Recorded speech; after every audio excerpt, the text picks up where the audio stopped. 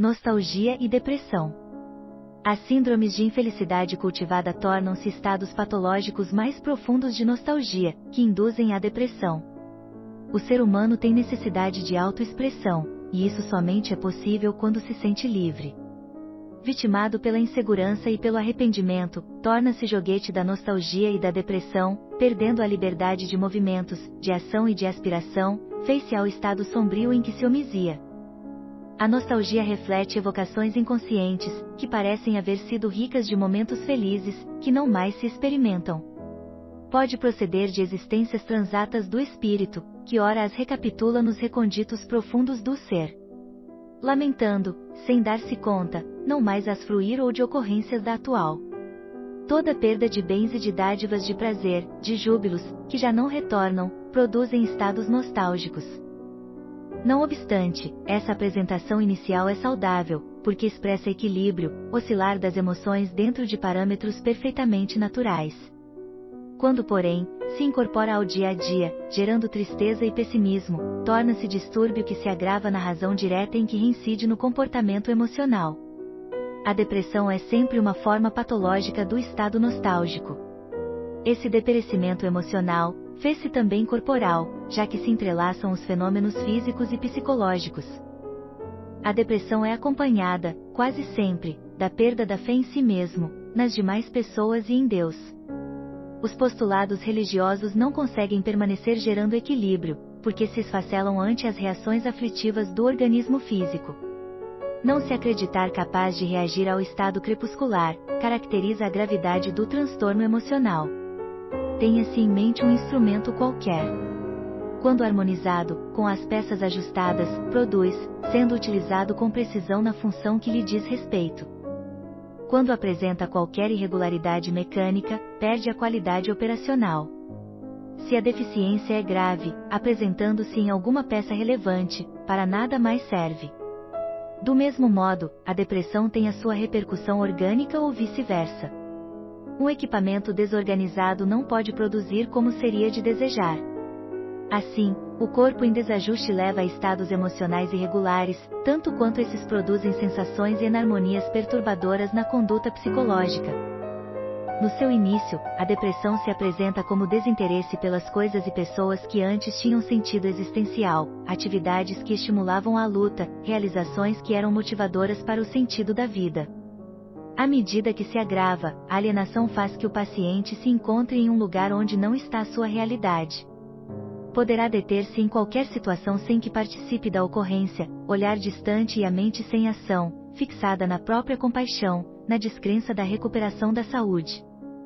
Normalmente, porém, a grande maioria de depressivos pode conservar a rotina da vida, embora sob expressivo esforço, acreditando-se incapaz de resistir à situação vexatória, desagradável, por muito tempo. No estado saudável, o indivíduo sente-se bem, experimentando também dor, tristeza, nostalgia, ansiedade, já que esse oscilar da normalidade é característica dela mesma. Todavia, quando tais ocorrências produzem infelicidade, apresentando-se como verdadeiras desgraças, eis que a depressão se está fixando, tomando o corpo lentamente, em forma de reação ao mundo e a todos os seus elementos. A doença emocional, desse modo, apresenta-se em ambos os níveis da personalidade humana, corpo e mente. O som provém do instrumento. O que ao segundo afeta, reflete-se no primeiro, na sua qualidade de exteriorização. Ideias demoradamente recalcadas, que se negam a externar-se tristezas, incertezas, medos, ciúmes, ansiedades contribuem para estados nostálgicos e depressões, que somente podem ser resolvidos, à medida que sejam liberados, deixando a área psicológica em que se refugiam e libertando-a da carga emocional perturbadora. Toda castração, toda repressão produz efeitos devastadores no comportamento emocional, dando campo à instalação de desordens da personalidade, dentre as quais se destaca a depressão. É imprescindível, portanto, que o paciente entre em contato com o seu conflito, que o libere, desse modo superando o estado depressivo. Noutras vezes, a perda dos sentimentos, a fuga para uma aparência indiferente diante das desgraças próprias ou alheias, um falso estoicismo contribuem para que o fechar-se em si mesmo se transforme em um permanente estado de depressão, por negar-se a amar, embora reclamando da falta de amor dos outros. Diante de alguém que realmente se interesse pelo seu problema, o paciente pode experimentar uma explosão de lágrimas. Todavia, se não estiver interessado profundamente em desembaraçar-se da couraça retentiva, fechando-se outra vez para prosseguir na atitude estoica em que se apraz, negando o mundo e as ocorrências desagradáveis, permanecerá ilhado no transtorno depressivo. Nem sempre a depressão se expressará de forma autodestrutiva, mas com estado de coração pesado ou preso, disfarçando o esforço que se faz para a rotina cotidiana, ante as correntes que prostram no leito e ali retém. Para que se logre prosseguir, é comum ao paciente a adoção de uma atitude de rigidez, de determinação e desinteresse pela sua vida interna, afivelando uma máscara ao rosto, que se apresenta patibular, e podem ser percebidas no corpo essas decisões em forma de rigidez, falta de movimentos harmônicos.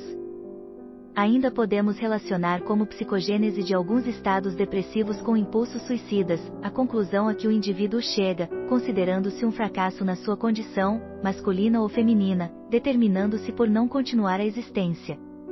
A situação se torna mais grave, quando se acerca de uma idade especial, 35 ou 40 anos, um pouco mais, um pouco menos, e lhe parece que não conseguiu o que anelava, não se havendo realizado em tal ou qual área, embora noutras se encontre muito bem.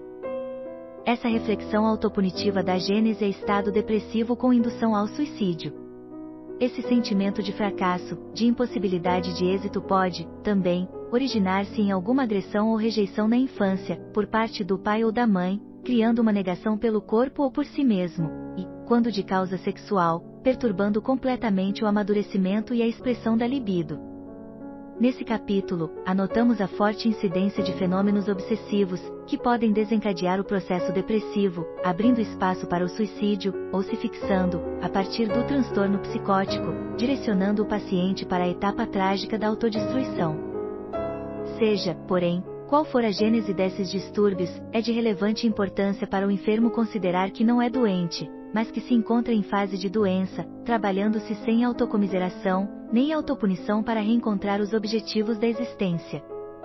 Sem o esforço pessoal, muito dificilmente será encontrada uma fórmula ideal para o reequilíbrio, mesmo que sob a terapia de neuroléticos.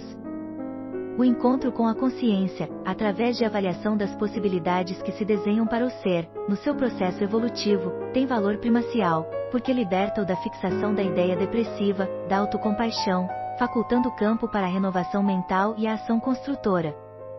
Sem dúvida, uma bem orientada disciplina de movimentos corporais, revitalizando os anéis e proporcionando estímulos físicos, contribui de forma valiosa para a libertação dos miasmas que intoxicam os centros de força.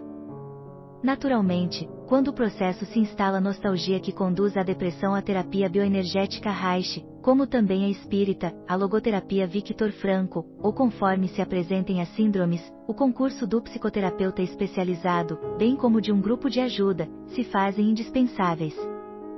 A eleição do recurso terapêutico deve ser feita pelo paciente, se dispuser da necessária lucidez para tanto, ou a dos familiares, com melhor juízo, a fim de evitar danos compreensíveis, os quais, ocorrendo, geram mais complexidades e dificuldades de recuperação.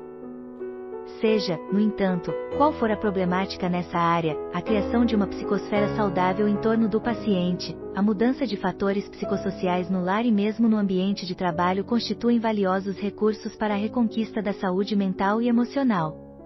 O homem é a medida dos seus esforços e lutas interiores para o autocrescimento, para a aquisição das paisagens emocionais.